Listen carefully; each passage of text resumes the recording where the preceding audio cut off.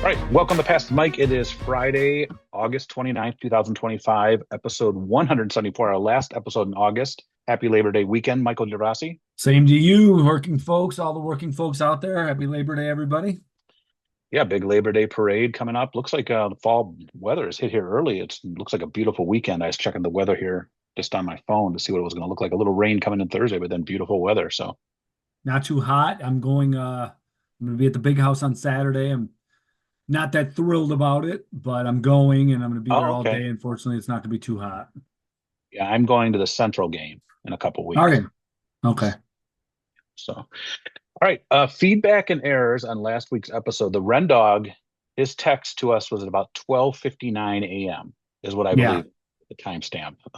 So he loves those 12:01, 12:56 to be exact. Nope, 12:56. 12:58. I'm sorry. 12:58. 58, my fault. I knew it was Yep. there late in the 12 o'clock hour. He really liked the episode. He was long awaiting Michael Douglas Yeah. when he wanted Michael Douglas to be in there. And then he threw a little trivia question at you and I. We'll throw it out to our listeners and then we'll give the answer at the end of feedback and errors. I'll give it when I Hmm. do my Mike of the Week. He says there's another Michael Douglas that has that name. That's an actor. Who was that? And we were both stumped on it. Yeah, we didn't get it. Did not get it.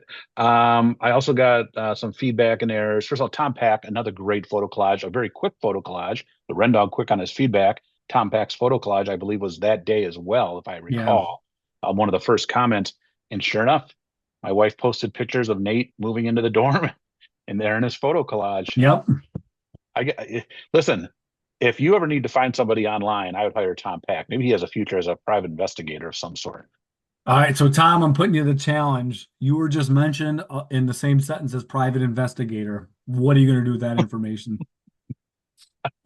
Uh, and then I did receive some very nice texts, both from Elizabeth Pate and the UP aficionado, Kim. I'm going to give her, we're going to actually say thank you. They sent some very nice messages. I got a little choked up last week talking about my dad, and I greatly appreciate that. And thank you to both of you. But yeah, that's what I have this week. What do you got? All right, first off, Elizabeth seems to be a little annoyed with the Bobby Brown take. Oh yeah, she doesn't like mine. She said to carry on and do my food reviews. Yeah, so I apparently I got to leave you alone. So every little step you take with your TikTok reviews, Yeah. I have to leave that alone. Now, did you pick up on that joke or no? That's my prerogative to do those Yes, food very reviews. good, very good. I was surprised you. Okay. Yeah, so even though Max Bailey seems to Everybody's enjoy it, talking all this stuff. There you go, Max. Antoine seems to enjoy it. I guess we got to put that one to rest. I don't want that smoke with Elizabeth to quote who was it? That's who wants to smoke Shannon Sharp or something like that. Okay. So Max points out about the Lions. Well, first off, him and Putnam actually stopped at Rustic once. Okay. But also the roster may be loaded at skill positions, but there is no depth, especially on the old line. Glasgow injury already has us holding our breath. He sent a nice Must be a lot picture of of depth. They cut Skipper. they cut Skipper. Yeah, you were pretty happy about that. Overrated. Yeah, I'm not shedding Um, a tear. he sent us a nice picture of the cassette tapes. I thought that was kind of cool. Yeah. How about those reflective pictures when we were the kid? Picture days are awful. School sports, yes, I agree. I didn't even think about that, but as a coach, those days Oh, are nightmares, especially when you do middle school. It effectively becomes like herding cats, and they got all that expensive equipment out there, and you got to keep these kids away from it. It's a nightmare. Um, Picture days are awful. School sports, family portraits, all of it. How about those reflective pictures when we were kids? Do people still do those? I don't know. I haven't seen many of them, but I don't know. Um, I always I always tell the Secretary of State my license is fine. No amount of pictures will make my face look good. so Uh, my line always is there's it is what it is. There's no improvement. Joe Joe Pa and Bobby Bowden retired and died. I don't think I realized that with Bobby Bowden. So yeah, and again, you didn't hear, I'm curious, you didn't hear from we didn't find out who confronted, politely, of course, confronted might be the wrong word, but talked to Tom Pack about his collages. We never heard about that, did we? Yeah, no one owned up to it. No. Secret fan. So Tom, Maybe, can you do something in collage with that? Some sort of mystery there. Maybe yeah. you're the private eye seeking out this person. Maybe I'll Who announce knows? it at Thursday's football game There you go. There you go. Maybe or maybe you could play the yesterday's football game. yesterday's. Yes, you could play the pass the mic intro and Yeah. then make the yeah. Hopefully Dr. Rice isn't. No, you know what? We're turning over a new leaf. Yes, that's to come later. Yes. Anything else before I get to my mic of the No, week? that's it. That's it. Okay, well, first of all, the answer to the trivia question, for those of you that didn't Google or maybe you knew it, and this is according to the Ren Dog, so we're citing him as our source. Did you look this up to confirm? We were talking about I it did before we not. went on the I air. did not. Okay, so I the take the Ren red dog Dog as a word. states a current mic that's on our wall, very early mic, because I remember this is one of our very first ones, is Michael Keaton, the original Batman, Gung Ho, Mr. Mom, great Yeah. actor, great actor. Says his birth name is Michael Douglas. Yeah. That's according to the Ren Dog, and I have no reason to doubt the Ren Dog. And No, yes, I could have he's easily looked this up, but it's like all those other things. Like people have a name, and you got to change your name so that you're nobody wants two Michael Douglases. mhm. Only one of them was in Gung Ho, the other one was in Basic Instinct. Two totally different things. Very, very different things. Yes, What's your wasn't favorite Michael Keaton movie? and I think I'm gonna go Mr. Mom just a little bit over Gung Ho. Oh, I'm taking Gung Ho. I think it was Okay. that was brilliant. A Ron Howard movie. There's that great line in Mr. Mom where doesn't he offer someone a drink like a like It's it's a like the long guy's like night. it's like 7 in the morning and he goes scotch or something like changes to I forget just a great movie. He's what a great actor and he's a big Pittsburgh guy. Yeah, clear. I Michael mean, Keaton. So that's where the movie was Michael set. Douglas. But okay, now on to my mic, and I'm not gonna lie, I offered this one up to you last week. You didn't take it, so I am going to take it. NFL referee retired Mike Carey. He's 76. He Is did, he really? he must he doesn't look he didn't look that he just retired a few years ago and he's on TV Yeah. sometimes. He does not look 76. No, he does I would not. have thought he was No. like 50. Okay. Yeah. But NFL referee Mike Carey, very trim, small guy, thin guy. First African American referee to be the head referee of a Super Bowl, and it was a heck of a Super Bowl, the Patriots Giants Super Bowl, with the Tyree catch on the head and all that stuff. How is it possible? I mean, just a little quick editorial. That game, correct me if I'm wrong, was 2007, 2008, correct? I think the game was actually played in Yeah, '08. The first African American head referee in yeah. 2008. And That's the like and Major League Baseball, I mean, I'm sorry, the NFL is probably one of the more advanced leagues yeah, as far as race and that sort of thing. So, well, I mean, look at Major League Baseball; they got their first woman umpire yeah, just this yeah. year, and it was a This great year, story. I like don't know in if the you saw last those month or clips. so. That woman was so excited and happy, and seeing her waving. Those clips were great. And Major League Baseball, I'll give them credit; they did a great job with it. That was on all their socials, They did, and they that did. woman did that. I don't know her name offhand, but I remember just seeing the story and I liked all the posts that I saw it in, and there was so much joy that this lady had, and she did a great job from what I heard. Like they did they have that thing where they evaluate every call, and she did a great job. Yeah, I would yeah. never want to be behind home plate in a high school baseball game. No, and then, man, it is scrutinized even more so now, Oh yeah, because and everything's AI. They yeah, scan the things and right. that sort of thing. So, but yeah, the NFL, Mike Carey, NFL referee, and I think he does. I don't even know if he does the rules analysis anymore at all. So, we'd like to know if you got the trivia question right without looking it up. That Michael Keaton was Michael Douglas, and we hope we're right. I'm sure we are. I don't doubt the Ren Dog. He's a Yeah, big no way. movie buff. Right. All right. Education topic this week. This is another one you came up with. The next big thing in education. The next big thing. There's always a next big thing. Um, so, what are your thoughts on this? Yeah. What are some of your favorites? Is that what you want to say, or like you Yeah, I just got keep like is your four. So I need the okay? listener to understand this is, and look, first off, let me say this. We should evolve. And so Yeah, to the next big thing isn't, it's almost like when we say overrated or underrated, it doesn't mean bad. But there is always, it's just, it's amazing to me how much we go to the next big, this is going to be the next big thing. And then it kind of goes away. And then there's the next, some of these things, I have four things okay, written down here that I think you'll agree with, and maybe you can jump on just how education is so evolving and changes. Some of these things stick, some of them don't. First off, I don't know. I really need to take this out of my syllabus. It was something that was a feather in my cap maybe a decade ago. The idea of blended learning, which is I'm a blended learning certified instructor, which means I can do things. I can do the brick and mortar, so to speak, the traditional educational approach that you and I had and our parents had, and then the more online digital version of it. And so that's one of those things. We had a new method of writing that was given to us one year. Excuse me. It was called the Collins method. Do you remember that? I do Type remember one, that. type two, type three, and that one came and went pretty quickly.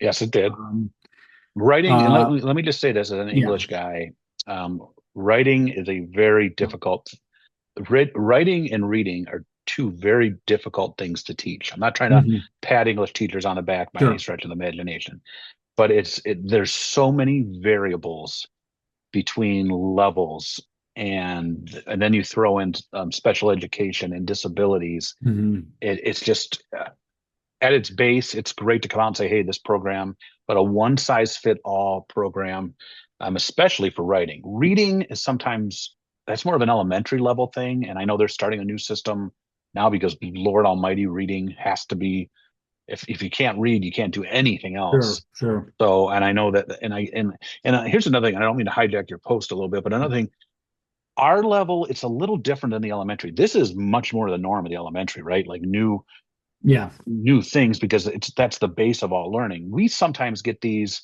and they're I don't know, they're not as often I feel, and they're not as, rigid to the curriculum. They're more as, hey, here's something to try to get you to from point A to point B, I guess. Do you understand what I'm saying? Yeah, I do. I do. And it's funny though, and I think you'll attest to this. You and I have presented. You kind of led the charge on this one on Gale, the Gale website, and the things it does to Yeah. help readers of various levels.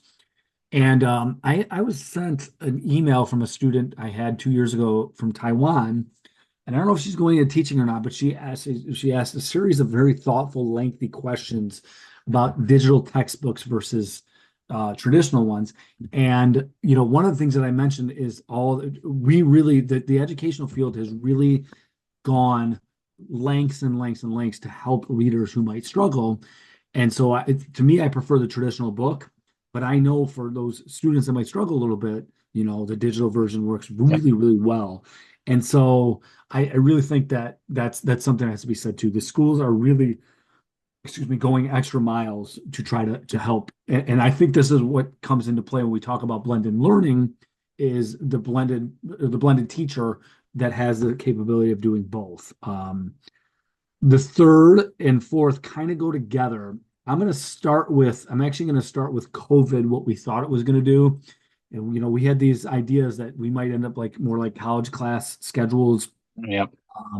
We thought maybe our district really did something that a lot of districts did not do. We had a lot of foresight to do the 4 day a week thing in, and Wednesdays we were out. We did asynchronous learning those days, but it was like we thought that was the direction we're going to go. And that just sort of, I think everybody sort of realized that maybe that's not the way we want to do Yeah. things. Finally, But we were one of the few schools that were in session we stayed in, yes. And I didn't realize a lot of schools stayed out the the following whole year too. the whole oh yeah, And and definitely that whole year. Yeah. yeah, but into the next year. Yes. And finally, the social emotional learning that we're still trying to do, but I think maybe now it's more integrated. But this was a part of our curriculum, a few years ago, and I think it had to do with COVID, but that sort of went away as well in terms of like its own entity. Now, we're trying to, make that coexist with everything else we do. But those were kind of the big four that I took note on.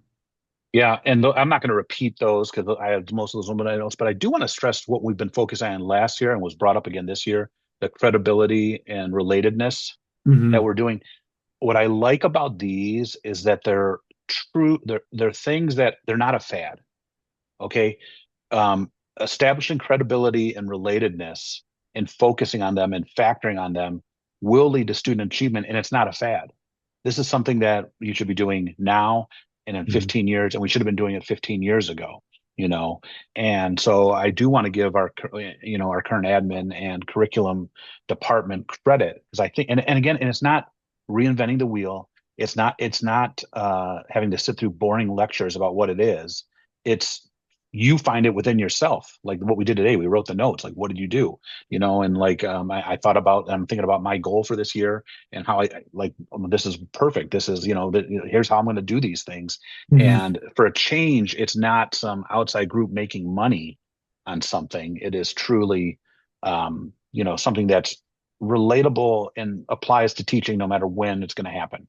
So, if you don't mind me pushing back a little, Okay. and not completely, not certainly not 100%, but I really find that at times trying to find this connectedness with certain subjects, and I'm going to use U.S. history as an example, it's very difficult. Like I don't, I almost feel like you're at times, and I want to make that clear. I want to stress that because I do think you should try to make things interesting for kids, and you should try to do a lot of things that they like to do and connect it and so forth and so on. At the same time, to try to make something like trench warfare fun, to try to make the civil rights movement, where people literally are putting their lives on the line. I think the Holocaust. So I can give you 100 things.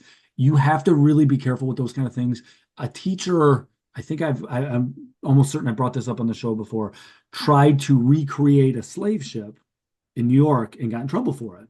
Yeah. So I think you have to be very careful how much you try to gain that relatedness and connectability. I think on certain subjects you absolutely should. I also think there becomes a point where there is a line you have to be very careful as a teacher and make sure you don't cross it on certain Oh subjects. no, exactly. And I'm not, and again, I'm not saying that you have to be on 182 days a year, every lesson. But what Yeah. I'm saying is in the overall thing of what you're doing and even like your credibility and, reminding, sometimes we need to remind everyone, we worked, I think about it now as I dropped, and not to keep talking about dropping off the kids at school, but we put a lot of time into our profession, both the Mhm. undergrad, the Yeah. graduate school, the continuing development, that sort of thing, stuff outside of work and outside of, the year. And sometimes people just sort of, I think, take things for granted, You and know, and I agree. And I gotta say, so I was gonna save this for a few weeks from now, but it just reminded me as you were saying that I'm watching the Dallas Cowboys documentary on Netflix, 8 parts here, and I'm addicted to it. And it's really odd that I am because I don't like the Cowboys, I don't like Jerry Jones, and Jerry Jones makes himself front and center on this, as you might oh, expect. shocker. But he really found who I'm surprised, and I have a newfound respect for a lot of people that were part of the organization, Barry Switzer being the top one, but that's not even the point of where I'm going here. So Charles Haley mentions that he like loved Jerry Jones and Barry Switzer, especially. Barry Switzer went to his house one time, and Haley was like, I've never had a head coach come to my house. Michael Irvin loved Jerry Jones and would have went through a wall for him because he knew Jerry Jones was there for him. So when we talk about credibility and relatedness, all that stuff, I think that anybody will respect any kid, most kids, I shouldn't say any, but most kids will respect you when they know you're putting the work in for them like that. So when you mention that, all the time and effort that's put in, that's what it made me think of. Well, excellent. Well, a great topic. And, it's like anything. Some things will stick and work and some things won't. It's just Right. this.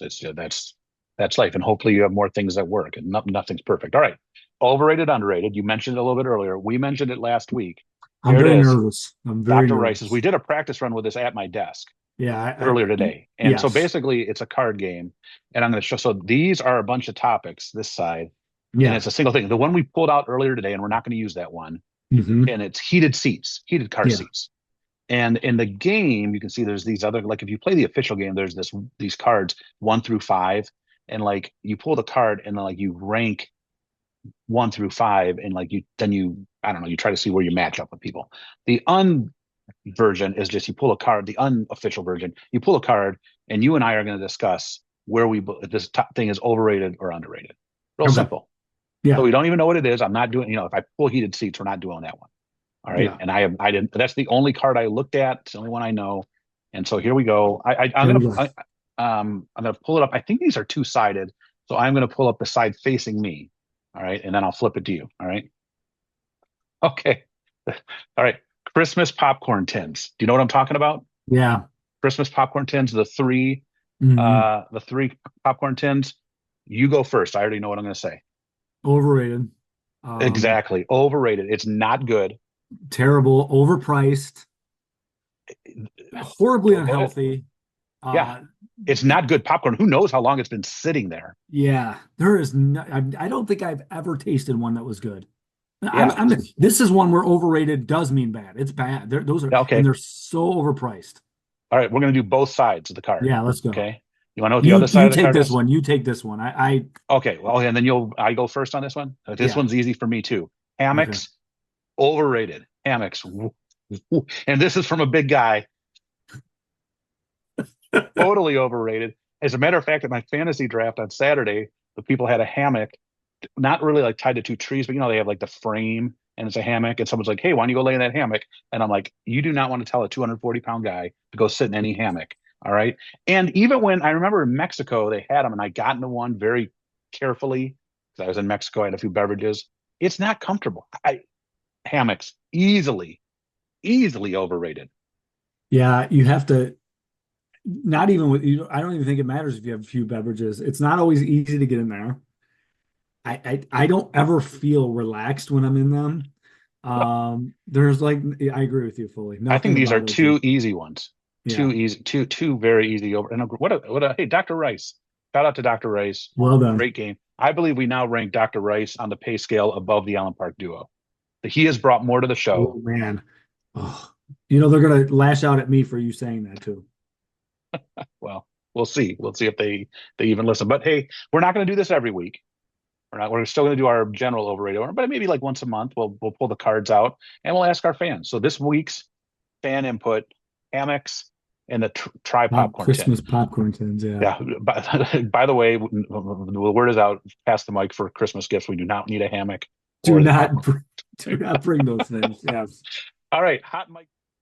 All right, welcome to Pass the Mic. We're still going. And if you're watching on video, you're going to notice a change in scenery. We had some technical issues right as we headed into our hot mic takes for the week. We started on Tuesday, and this is continuing into Thursday. So this is, as I mentioned to Wally the other day, it's the only other multi-part episode since Barcelona.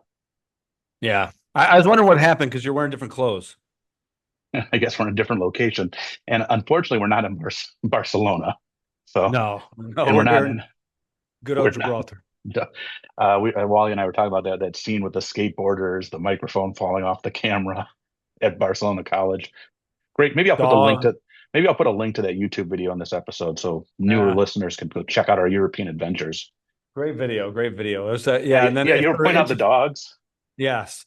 And if they're really interested, they can check out the other two, one in Versailles and one in Monaco, right? Yes, and they're actually all spliced together on YouTube, so you don't even have to go searching for them. So listen, I watched a movie the other day where it was set in Barcelona. God, for the life of me, I can't remember. It's a popular movie amongst younger people, romantic comedy, but it's in Barcelona. And they go into a restaurant and there's a dog in the restaurant. It was just like, brought you back memories. Yeah, I did. Yeah, I'll put the link in with this week's episode so our people that weren't with us at that time can go check it out, or people that just love Barcelona or whatever. So, but before that, here's the benefit of this happening. We get some last minute feedback. Coach Tony Saavedra, yeah, who also moved his son into East Lansing last week, sent a very nice posted a nice message, and also about his father and about the same sort of things about his bond with his father through basketball, and thinking about how proud he would be of things, and Tony violating his own FERPA, telling us about his education. Sometimes it does take longer than 4 years, which took me longer than 4 years. Likewise, that was with spring and summer. The 4 year thing. Like Chloe told me she could have graduated in 3.5. Here's the thing that's different now, though. A lot of these kids leave with college credits. Like Chloe's, and didn't. They take these dual enrollment. So in a way, it's a little better. Yeah. But people have a hard time. They don't know what I had a couple withdrawals. I had one E. I'll violate my own FERPA. On my end, I was going elementary education and sat in an elementary classroom when I was a senior. And in fairness, I hadn't really committed yet mentally fully, so I hadn't really set a date to student teach. But I sat in a friend's elementary classroom, like, man, this isn't for me. So I had to start back a step behind. So yeah, what's nice is a lot of stuff does cover, but if you go from one extreme to another with majors, you're going to be there for a little bit, even if you passed everything. So, and that's now more than ever a very expensive choice. But let's not get a whole new episode going. We left off with hot mic take. You actually started, but we lost our connection. What's your hot mic take this week? Yeah, and seeing the horrific events in Minnesota yesterday, I think it's more pertinent right now. Although in this case, the motive seems to be a little unclear, but judging by social media posts and stuff like that, It never matters what the motive is. It's correct. I don't take it either way it's awful any way you look at it. Yeah, and that was my point. So I came across on Facebook a Free Press article about Miss Wayne County, who is from Dearborn, is a Muslim girl. And I can't tell you much more than that because I didn't read the article. I couldn't tell you. First off, I didn't know there was a county pageantry. I didn't know. I knew there was a Miss Michigan just because I'd heard that before, but I never knew that they go county by county, and then these folks. I think what happens is then they compete for the title of Miss Michigan. So Free Press puts this out on Facebook, and I would say shame on them because they kind of know what's about to happen. But shame on me, maybe number two for me reading it. But shame on the people that have no problem posting awful things and putting their name to it. And this poor girl, just the stuff that people wrote on there was absolutely awful. And I would say, 40% of the writers were defending her. One person explained because, the one poster said this is a clear DEI win, and Dearbornistan came out, like every horrific thing you could possibly imagine. One person who was a part of the judge of the pageantry wrote a really thoughtful post explaining how they arrived at their decision, and it didn't matter.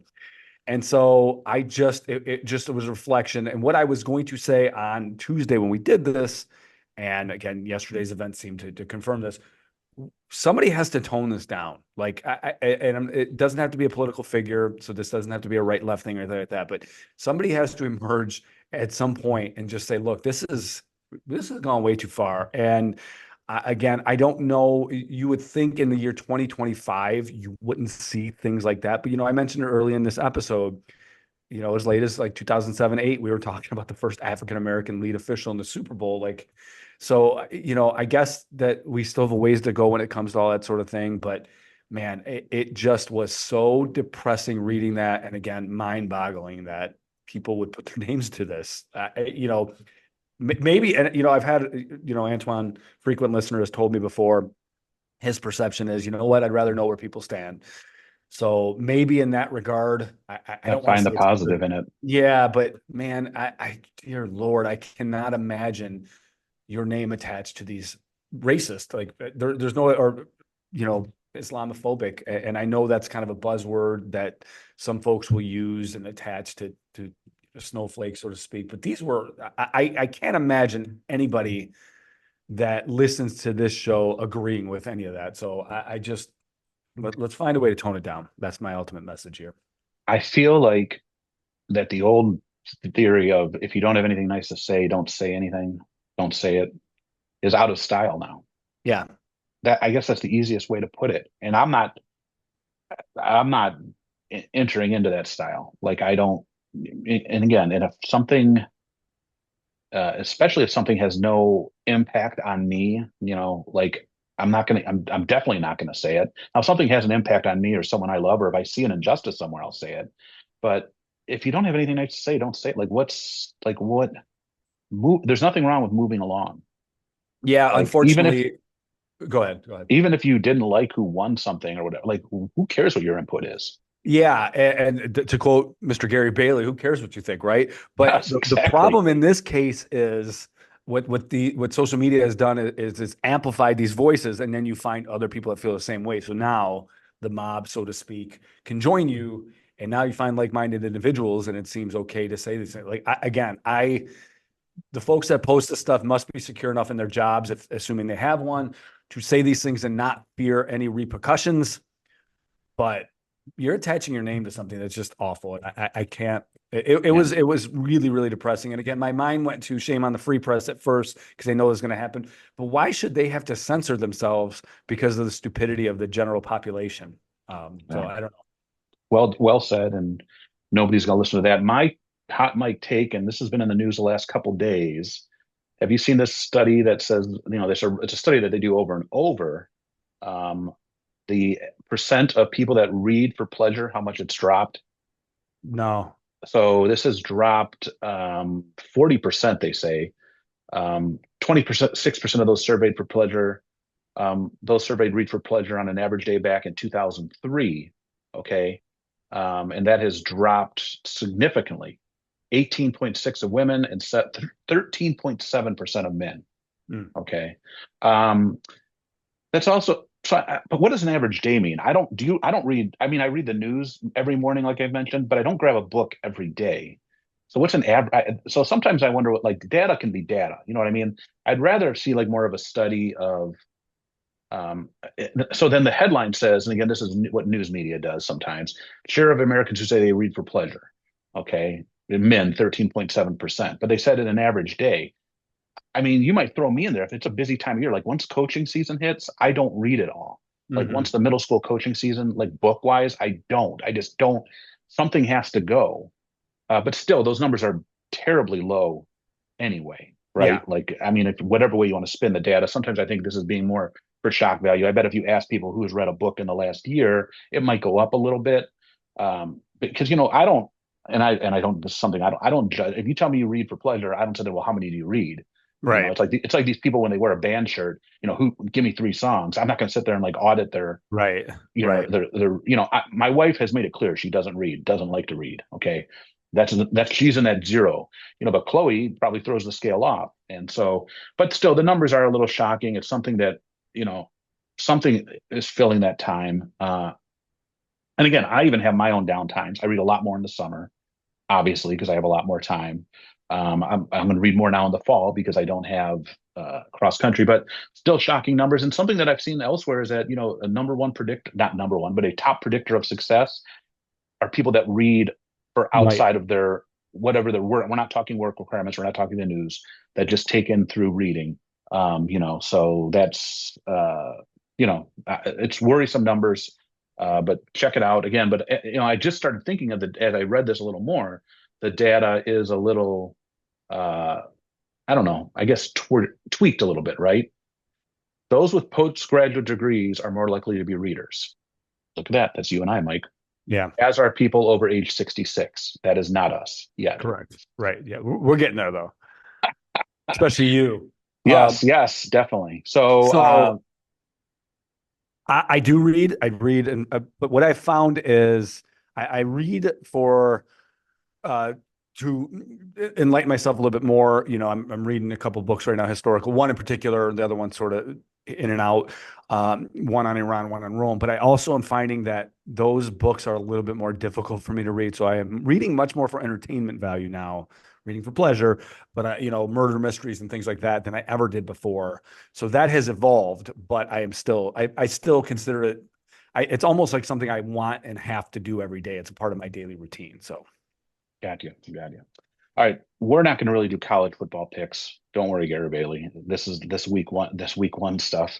As I told Nate already with the Spartans, if they lose to Western, it's going to be a long fall for you. So I'm not even. Hey, can you tell me your fantasy football team?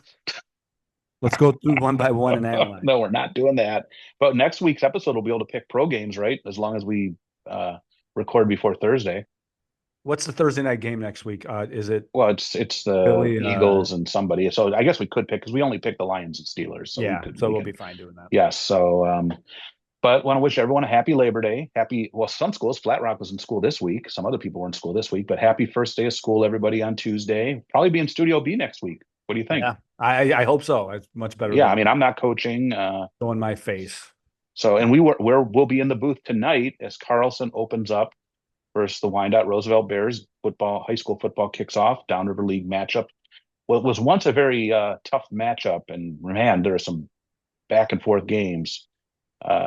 Wyandotte has fallen on hard times, and Will I'm the going to be very. announcer editorialize at the end of the I've game? been very professional for the last few years because here's the thing: everything comes back. So you don't want to. You don't want to. Pride comes before the fall. Speaking of Michigan Ooh. State football, right? Wow. Ooh. Michigan fans are turning over in their graves right now. Well, I'm a pure state of Michigan man right now. So, Yeah, true. all right, everybody, have a great week. Enjoy this sort of little mini 2-part episode. Go back and check out the Europe episode. Check us out in Versailles, Monaco, and Barcelona. I'm not Barcelona. That's the Mexico, Barcelona. That's the Cancun. We did not do an episode from the Cancun resort in No. Riviera Maya. Maybe we do need to one day. Yeah, that'd be great. That'd be great. So maybe a sponsor can make that happen. Dr. Rice. Dr. Rice. All right, everybody. Have a great week. We will see you next week.